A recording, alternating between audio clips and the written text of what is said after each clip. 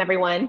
My name is Susan Lamott. I'm the CEO of Exactio and thrilled to see so many clients and friends here today. Welcome to our Gen Z webinar. We're really excited to share today our findings that we first shared with NACE. For those of you not familiar with NACE, it is the National Association of Colleges and Employers, and they held a member-only private event that got the first peek at this data. So you're getting another peek at the data. It has not yet been shared publicly. And Shannon and I are really excited to take you through that today. Shannon, do you want to pop the slides up and we can go ahead and dig in? As we do that, a couple of just quick introductions. I know most of you. My role with Exactio is to lead our business, but I am also a principal strategist with our team. So I do spend a lot of time working with all of you and with our wonderful team of consultants behind the scenes. For those of you that I haven't had the privilege of meeting directly prior to starting Exactio a decade ago, I ran the global employer brand and marketing function for Marriott International. And I've spent about 25 years in the human resources and employer brand field. So thrilled to be here today. And I will turn it over to Shannon to introduce herself. Shannon? Hi, good morning, good afternoon, depending on where you're at in the world. My name's Shannon Smedstead, Senior Strategist and Engagement Director with Exactio. Prior to going over to the consulting side, I spent many years in-house in talent acquisition, employee communications, and employer brand. Spent more than a decade at Geico. Also worked at CEB, now Gartner. Started my career as an agency recruiter back during the .com era, and when people still were faxing their resumes in. So this is a field that I love, passionate about. Also fun to get back to my roots a little bit here with Gen Z. I spent many years in college recruiting. So early career talent is just an audience that I've always just been drawn to and really, really enjoy and appreciate. Great, thank you, Shannon. We will, after our conversation today, we will share our deck and the recording. So if you wish to share this with anyone else in your team, you certainly can. You'll also see our email addresses up here on the screen. So if there's any questions we can answer after today's conversation or you wish to follow up, don't hesitate to let us know. And then last but not least, for those of you that haven't done this yet, please go ahead and introduce yourself in the chat. You'll see our eyes darting as we go back and forth between the chat and the conversation today. We'll be pretty informal. So we'll take your questions as we go. So after you've introduced yourself, if you have any questions, drop them in the chat and we'll make them a live part of our conversation today. If you're not on mute, please go ahead and put your mute button on. After we share the data, please feel free to take it off and we can answer questions live as well. So with that being said, I'll go ahead and kick us off.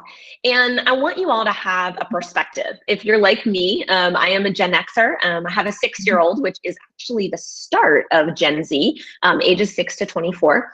So I sometimes find it hard to put myself in her shoes or in the shoes of Gen Z, but that's how we want to kick off today. We want to make sure that we're thinking about this generation and really focusing on Gen Z, what we're calling early careerists. As I said, they're currently 6 to 24. There are 68 million of them in the US. Like the generation before them, they too are digital natives, but they're also the global generation. Very pragmatic, thinking maybe a little bit more about finances than other generations for them. And because not only are they digital natives, but the generation before them were too, they're so immersed in technology that they rely on technology and social often to help make decisions for them. It's certainly not the only part of their personality or their persona, if you will. So we don't want to see them only as online, and we'll talk a little bit more about that as we go. So in our conversation today, a couple big questions that we're going to answer for you. I won't go through all of these, but these are some of the things that are really important. We're going to focus today on job search influencers. We're also focus on what are the things that this generation prefers, channels, content, etc. And then that big question, what should you be doing as you think about attracting and engaging this generation? Before we share the data, a couple of just top line points around who participated in the survey where we did collect this data and made our analysis. It was of the Generation Z, or of these early careerists, age 18 to 24. So we focused on those that are primarily either at a higher education level, right? So high school or above, and those perhaps right out of those education levels. This is a US only survey, so we can certainly comment on our experience globally, but the data that you'll see today is US only. And then you'll see some specific breakdowns related to education and employment status. We did not make race or ethnicity a part of the study. We do know it's a very important part of the conversation, but it is not part of the study. We can certainly reflect on that and welcome any learnings that you all have too. Many of you are deeply involved in diversity and inclusion in your organizations, so we'll bring that along as well. It's important to know that this study had a really high participation rate. We had over 1,000 participants, but it is only one study in a large swath of data collection that's happening. So you may see a few differing trends, but it does really represent how Gen Z is feeling right now. So I want to dig in, of course, to the good stuff, and I'm going to turn it over to Shannon to start talking a little bit about what we found out in our study. Shannon? Great, thanks, Susan. And if you've got questions as we're going through, start to put those into the chat too. We'll certainly do our best in our time together to answer questions that we have. All right, so as Susan said, here's what we found out. So one of the things that if you've worked with us before, many of you have, we've done, and we believe in sources of influence, right? There isn't that one last port of call that the ATS is tracking. We know that candidates have a number of both online and offline influences. So we have provided a list, a pretty comprehensive list of different types of relationships, of people in our lives that we're talking to, that we're relying on. And 1 in 4 of our respondents said parents continue to be the most influential people or person in their lives. And we asked them against professors, career services, corporate recruiters. We asked friends. I was actually a little bit surprised to see that friends wasn't as high, but knowing also that we've got the ages here, 18 to 24, right? It hasn't been that long since we moved out of mom and dad's house. Maybe we moved back in with our parents. So parents still playing very, very influential role in job search decisions specifically. Right after this, second highest was friends of the family. So again, adult influences or older adult influences on these young adults or early careerists.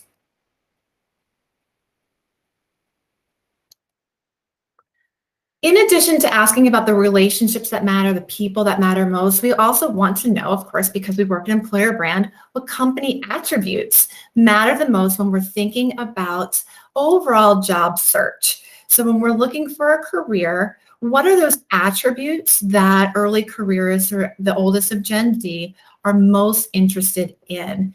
And we found that the number 1 in our study, so 1 in 3, saying career growth. Really important in terms of, as you think about employer brand, activation, recruitment marketing, to really be sharing those stories of individuals who've experienced career growth in all of its facets too. It's not just the career advancement and moving up the ladder, but it's also how are we growing our skill set? How are we growing in and developing as professionals?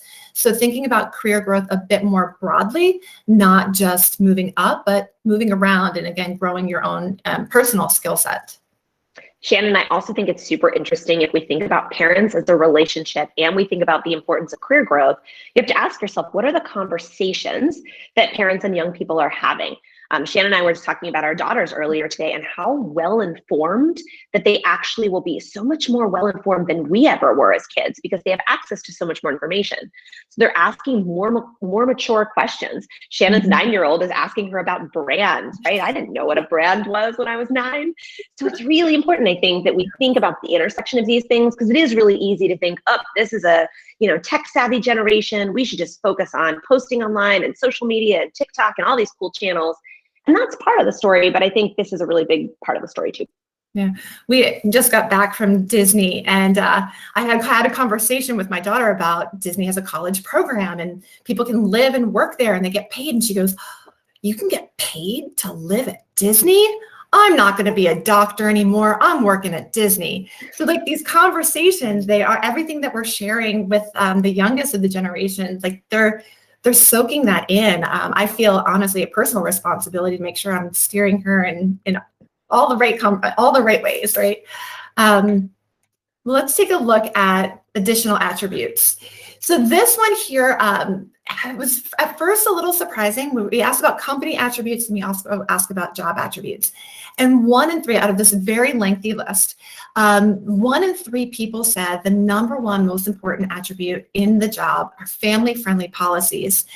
And as I mentioned, at first I thought, I was like kind of surprised, like really like that out of all of these other things, even above like learning and development and mentoring and things of that nature. And but then we kind of had a conversation and said, well, COVID, like this is a snapshot in time where people have been reassessing priorities and what truly matters in work and life. And we've seen such a blend between work and life. I mean, we're able to see inside of our colleagues' homes. We've met their pets and their kids over the past 18 months, and we've seen and had those little glimmers of what life outside of work is like. And so Susan and I had conversations. We're like, all right, that sort of makes sense that people are making these readjustments in their priorities. We've read about it. So then here we're seeing it show up in the data as well. Susan, your thoughts? Yeah, I also find it really interesting because I was comparing it to a study done at the last economic depression in the late 2000s. And that particular study looked at high school students who were making decisions. They were in middle class or lower class families, and they were making decisions either to not apply to college or not apply to private or expensive Ivy League colleges, because what was happening is they were observing their parents. They were watching their parents, really struggle with things like, maybe having trouble paying a mortgage or losing a home. And they were personally making decisions based on that. So if we look at this generation who's even, more knowledgeable and maybe paying even more attention, then I think that's also really important to notice too. These kids notice when we're on phone calls, when we get frustrated because, perhaps our organization isn't supportive. So all of these micro interactions are happening. And as employers, we don't get to see those. But if you stop and think about yourself now as an employee and not in the role you're in, and perhaps you have family in your house, you're not living alone, perhaps you've got other people living around you, whether that's kids or whether that's partners or spouses, they're observing these things. So I think that's part of it as well. There's always another side to the coin. So we always ask what matters most, and we provide the lists for people to kind of stack rank in order. And then we want to know what matters least. And Susan kind of kicked us off saying, this is a digitally native generation, right? And so tools and tech, it's sort of table stakes and expected. Cell phones, starting younger and younger, I think it's like 53% of children up to age 11, like 11-year-olds, have a smartphone. Most people have access to, and teens and young adults have access to smartphones and technology. They've grown up on it. I've been in stores where people are pushing babies in strollers with iPads connected to their strollers, right? This is a generation that expects they're going to have the tools and tech to do the work that they need to do. So as you're thinking about the things, the stories that you're telling, how you tell it, if you've got really exciting technology, it's not to say that this isn't a story that you can't tell, but it's just wanting to think about the context in which you're sharing it. I think that expectation piece, Shannon, is so important, right? These are what we're going to use the word table stakes a little bit in our conversation today, but technology is now becoming one of those table stakes. It's those expectations that I'm going to be able to access these things. So having that lens is really important. Yeah. One of my very first jobs, I had a rotary phone, right? And just how far we've come now, where, just being able to have access to our technology and that systems are going to talk to one another and I can do my job. It's an expectation. That's right. From your rotary phone, I had a fax machine. So there we go. We're dating ourselves today, but that's okay. So one of the interesting things in the story when we're talking about like overall job search criteria, and we said career growth was number 1. Number 6 on job search criteria, so not even in the top 5, it was number 6 was pay. But where we see pay really show up is the motivator to stay. So once you've attracted me and you've brought me in and you've kind of sold me on all of the things and my values align, I'm set up for career growth, pay is one of the reasons for me to stay. I'm here, I'm working, now pay me equitably and pay me as I'm staying with you, pay me what I'm worth. So top motivator to stay is pay. It's a little rhyme for you to remember, a little mnemonic device. What's so interesting, I think, Shannon, about pay in particular is we also talk about comp and benefits as table stakes. And we also talk about this notion that, when we think about employment, it is no longer a transaction. It's not a give and a get. It's not you pay me and I stay, and when you take that pay away, I leave. We have to think about pay not just in terms of paying more, it's what are we doing around pay. We won't talk much about pay equity today, but pay equity, pay transparency, think about it much more broadly. I also think it's also part of that expectation and the expectation people have around pay. Shannon, we're getting a couple questions in the chat around technology. Michael asked, is there a good example of companies talking about tech in an effective way to Gen Z? I shared that I think it's all about impact, right? What we're hearing is, of course, if I work in Eng, if I'm a developer, of course I expect that I'm going to have access to not just the language, of course, that I have to program in, but tools and tech to help me learn and grow as that language has new releases, etc. What's really helpful though is how are you using that differently? What are you using your tech for to change your business? Because ultimately, like devs in particular on the tech side, that's what they care about the most, is not what tech am I using, but the impacts that I have. Any thoughts there? And Adam asked around tools and tech related to the candidate journey too, which we can talk about. So this particular study didn't get into, Adam, tools and tech on the candidate journey, so I couldn't speak specifically to that. We all know there's lots of tools and technology out there, but we didn't ask specifically about any of those. Well, actually, hold on. We talk more about channels in a moment. So when we flip, we'll kind of switch gears a little bit and talk about channels that people are using. So you might get some of that there. And if not, happy to have conversations offline too. What I will tell you is that if you go back to the expectation around technology, they do have that expectation across all technology. So not just the tools and tech they get in their job, but prior to. They don't look at applicant tracking systems the same way we do, right? They don't see the back end. All they see is how long does it take? How easy is it? How streamlined is it? So it is important to think about it that way. Yep. Awesome. All right.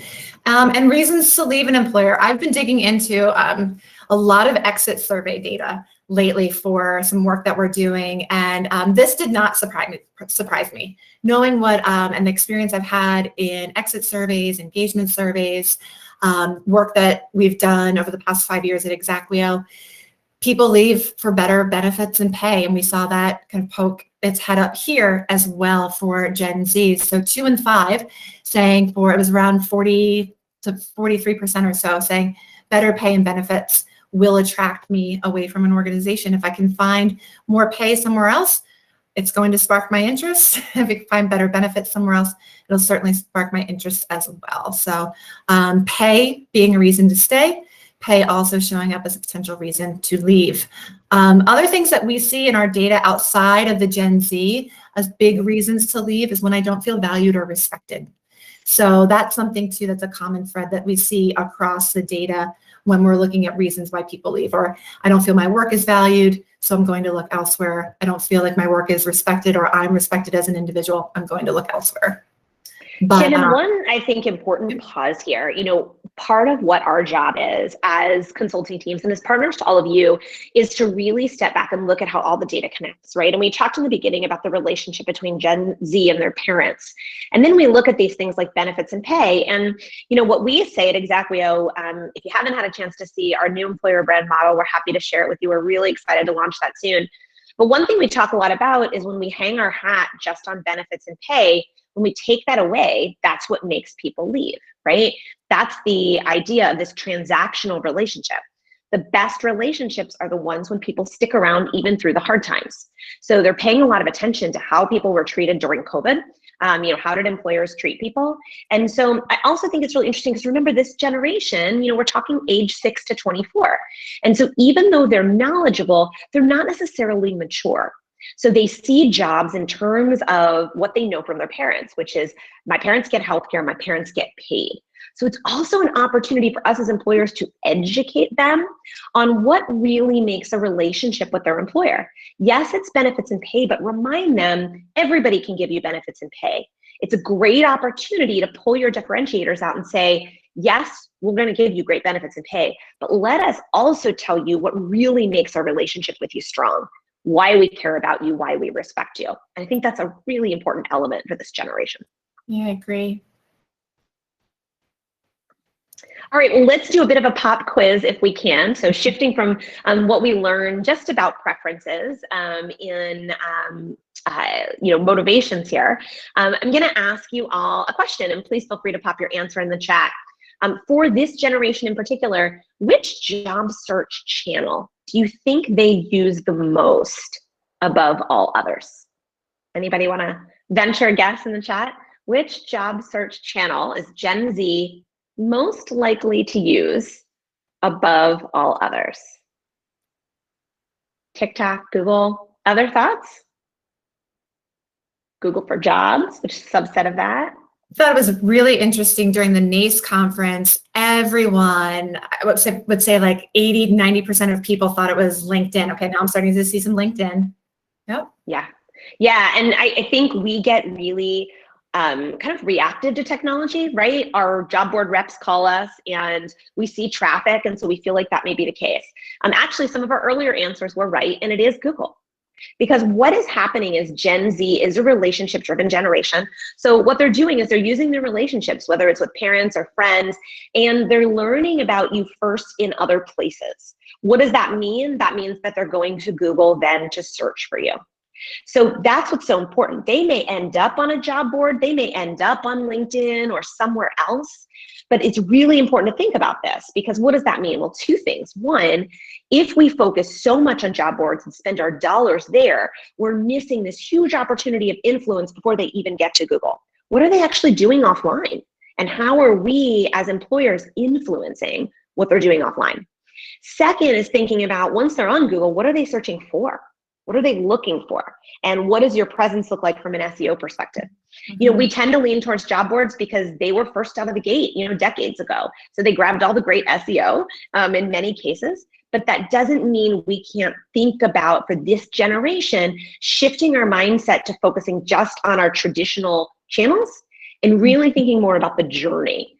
Shannon, what's your thought in terms of the journey that these young folks are taking?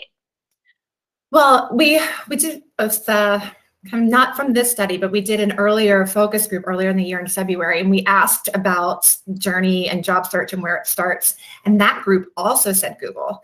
And the additional kind of qualitative insight that we were able to get was the number one reason they go there is because I can see all my options at once. Mm-hmm. I don't have to go to just one place and see a subset. I can go to Google and get everything and then make my decision from there. Yeah, and I think, some of you have probably heard me share this with you individually before, but I think it's so important to remember that we've got to think about their journey and not ours, right? We're so focused on the path in our ATS. We spend so much time thinking about the content on our career site and where that falls in our ATS. We often forget about all of the other elements that are part of that journey. So I think it's important to think through. So let's then, Shannon, let's talk a little bit more about what are some of these specific channels as everybody's thinking about their own tech stack that they're using. Yeah, great. So, the one thing we know, and we've heard this over the years, job seekers are using various channels. What is it? We've seen the data, 12 to 18 different touch points. And Gen Z is no different. So while they might be starting on Google, and they are most likely to start there, there's other traditional as well as social, digital properties that they are going to get additional information. And so a lot of this is consistent, I think, too, with what we've seen from some like the Talent Board's Candidate Experience Awards, company website and your corporate career website. Very, very likely to be used. That's also something we see in the Talent Board's data, where job seekers are going to your company website and your careers website to get more information. So Gen Z also going there. They're going to find you on Google, but then they want to go get more of that story. What's the career growth like? One of the other company attributes was, do I align with vision and values. And so sharing that sort of information is going to be really important to this generation, and they're going to get that information when you're sharing it easily, where they can easily find it and access it on the company and careers websites.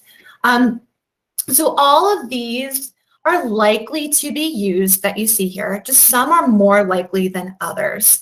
So if I were to, we used to do this exercise at CEB, if you had 100 pennies.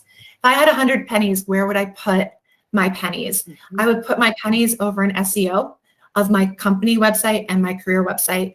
I would put my pennies doing whatever I needed to do to have my careers website really tell the story and connect to the corporate website as well.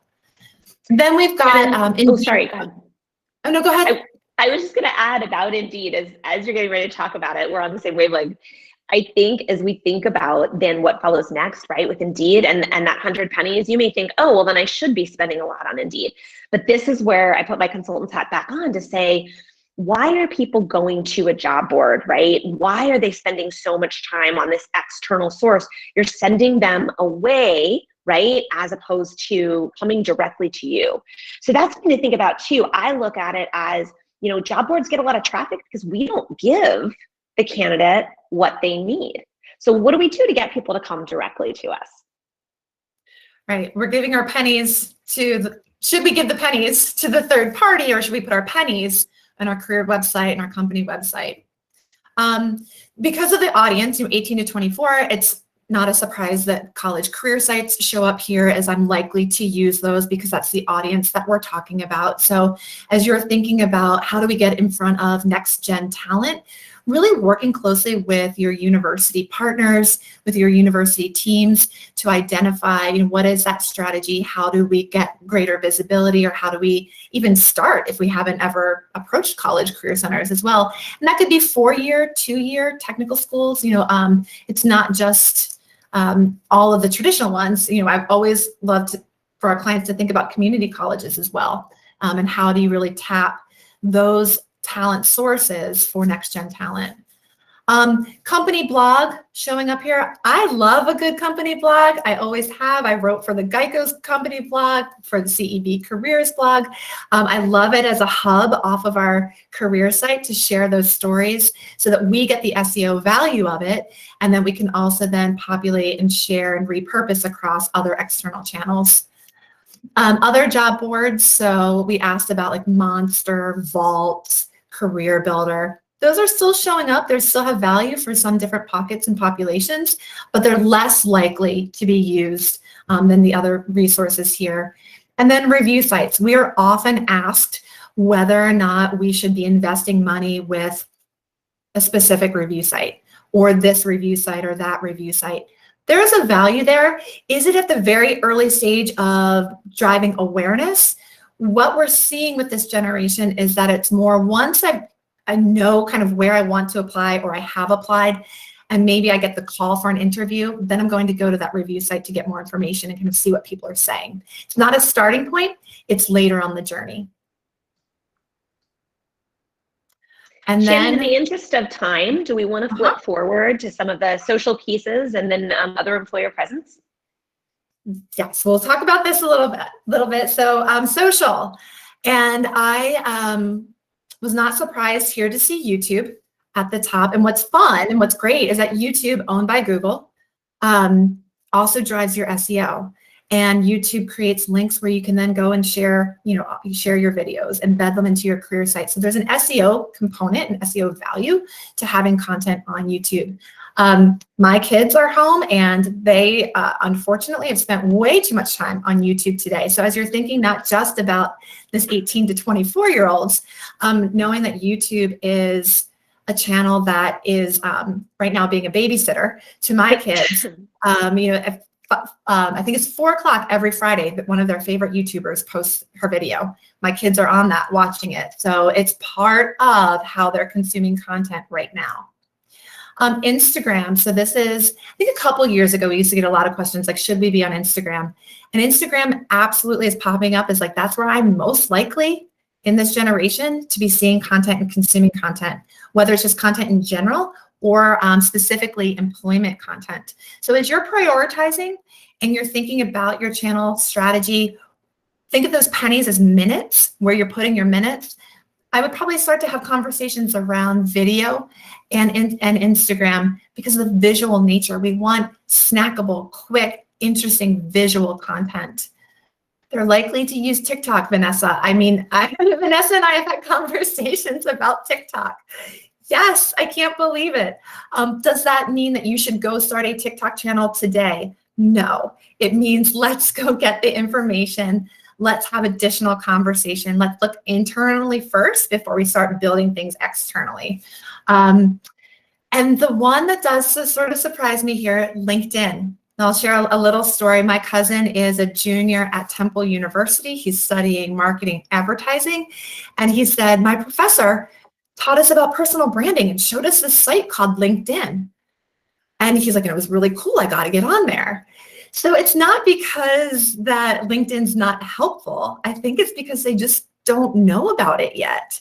And so it's still a little early in their career to be thinking about LinkedIn. Susan, any thoughts? I think part of it is looking at it not as should we be on this channel, should we be doing that, but looking at your environment in totality. That's one of the things that we always recommend. Everybody wants to execute and activate. And if you jump to that and you try to do content and be everywhere at once, you don't think thoughtfully about where to spend those pennies, and you end up with 5 pennies, you know, on 100 different things. And then the challenge becomes, do you really have good engaging content rather than just posting the same things over and over again? So we always love to talk about this more in depth. Don't hesitate to let us know or your engagement manager know if you want to talk more about that in depth. I'm just cognizant of time. The one thing that I'll mention here is we will ask different questions to draw correlations. So we ask, where are you likely to go? We see Instagram, and then we say, well, where should employers be? And here again, we see Instagram. So really interesting that that is like, I don't think it's like the channel of the day, the flavor of the day, where we've had things like that in the past. Like if you remember Vine, right? When everybody wanted to be on Vine. But now Instagram has that staying power, has that visual appeal. They are reaching that audience. So just, you know, food for thought as you're thinking about channel strategy as it relates to social.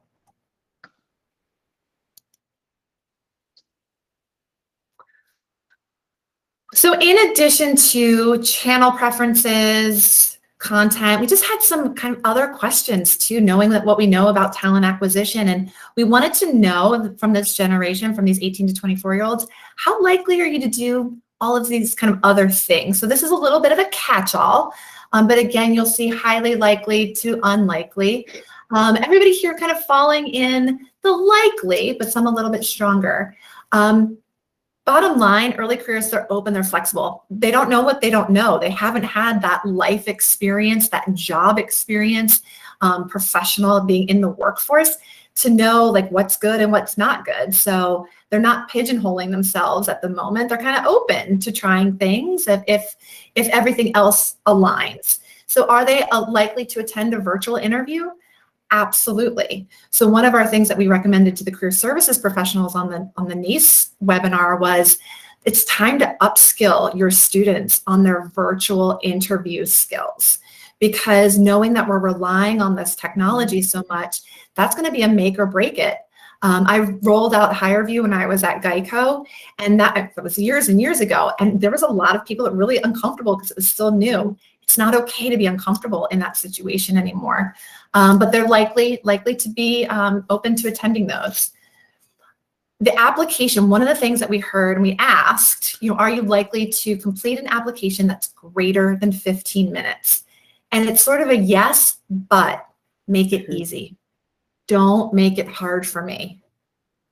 So as you're thinking about your own application, if you haven't applied to one of your own jobs recently, go and do that to see what is the effort.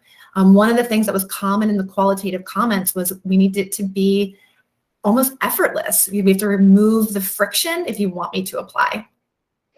And then applying to in-office jobs, the times are what they are. And we wanted to know, how likely are you to go in the office? and they're likely. That's good news. That's good news for, I think, a lot of organizations where maybe remote isn't possible, or virtual isn't possible. And there are a lot of jobs that are like that. You can't want to work at a grocery store and not work in the grocery store. So the good news is they're open to it, they're likely to do it. And it's also that social component, right? 18 to 24, that's where they're going to be looking for their work tribe. They want the friends and the social interaction. You can see everything else here. I'm just gonna, again, for time, watching a company video. So not only did we hear we're on YouTube and we're consuming content there, but they're also very likely to watch your videos. So whether that's a longer anthem video, short hype videos, it's social snippets, maybe it's longer form video further down the candidate journey after they've gone through a couple of interviews where now you really want to help them drink the Kool-Aid a little bit more. They're likely to consume your video content. Susan, anything to add here? I think it's just thinking about your mix, right? Don't try to do everything. Don't try to be the end all be all and say, we've got to have a deep blog, we've got to have a video. And then data is important. We do these broad studies to help get you all thinking, but it's also really important to recognize if you're manufacturing or retail, yes, you might want a shorter job application. But if you have jobs that maybe are more professional, it may be more important to not try to make your application so short and sweet. Yes, you'll get more volume perhaps, but then you might end up with more of a ghosting challenge or so much volume in your pipeline, it makes it really hard to find quality. So it's important to think about these elements particular to your own situation, not what everyone else is doing. Yeah. One last point here on the company blog. So I said, like, I love a company blog. I'm not the audience here, right? So now we're seeing I'm less likely to read a company blog. I'm also less likely to consume it and want to go there to begin with. So as you're thinking about reaching that generation, do you double down on a company blog? Probably not. If you're trying to reach us, Gen Xers, maybe you do, but then also helps to kind of feed your content strategy. Do you focus on lots of content for early career on your blog, or do you focus on kind of more of those experience level positions too? Just additional food for thought.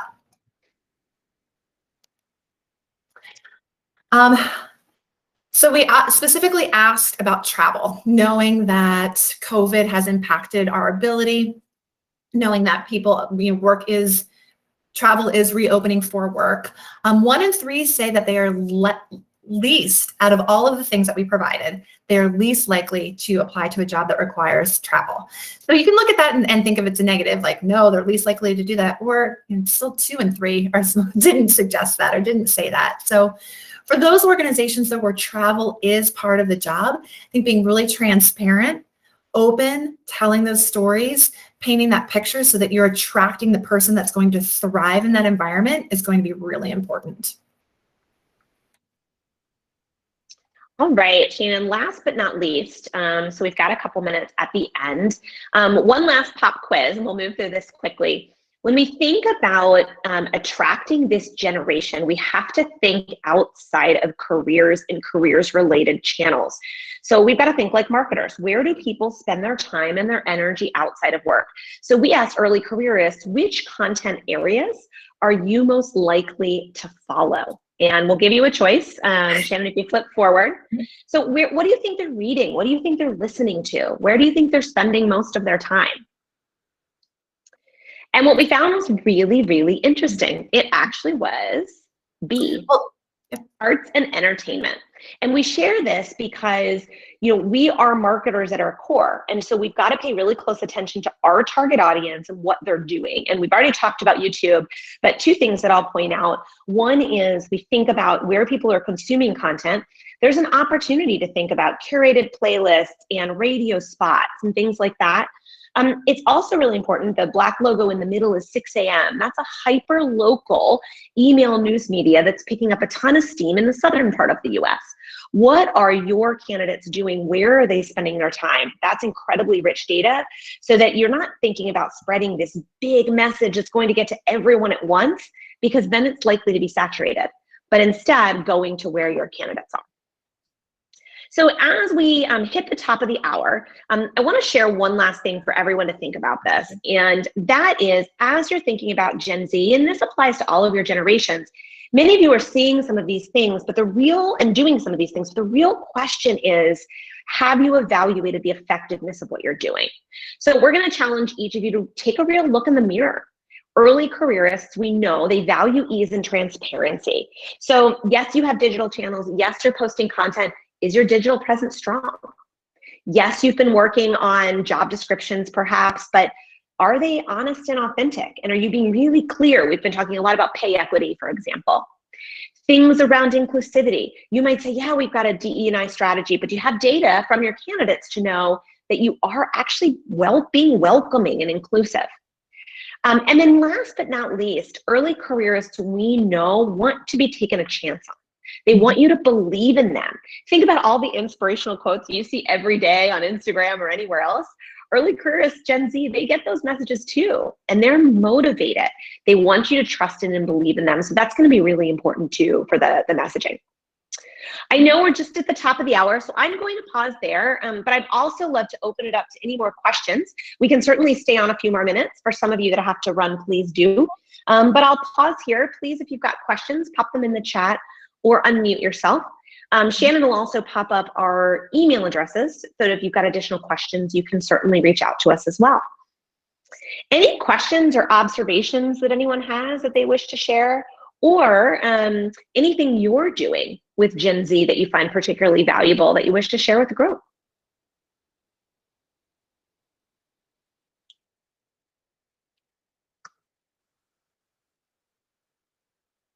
Shannon, any additional thoughts on other topics we didn't cover today, because we did a bit of a shorter presentation than I know we did at NACE? Anything else that really stands out to you?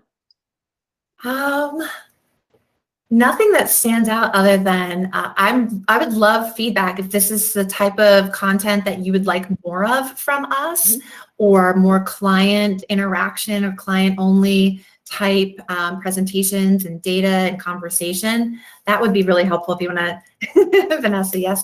We'd love your thoughts on that as well, but nothing else comes to mind as it relates to the data, other than we have a blog post that will be coming out next week.